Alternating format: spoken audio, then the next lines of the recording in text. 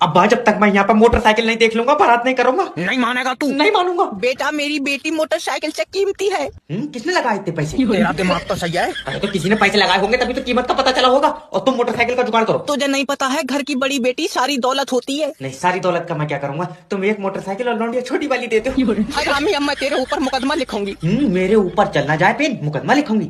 मैं अपने ऊपर टैटू बनवाऊंगा। तू पागल उगल है? कौन है? वाह, जब मेरे ऊपर मुकदमा लिख जाएगा तो मैं टैटू कहाँ बनवाऊंगा? ले आओ। तुम अपने ऊपर लिखवा लो मुकदमा, तुम्हारे सर पे बाल भी नहीं है। पागल है, तेरे ऊपर नहीं थाने में तेरे खिलाफ लिखा जाएगा मुकदमा। तो बात थाने में पहुंच जाएगी तो मोटरसाइकिल रहने दो यार। बेटा सही बताइए, तुझे मेरी लौंडिया पसंद है? नहीं होगी तुम दूसरी दे दोगी। अब मैं टांग पकड़ कर उल्टा लौट दूंगी।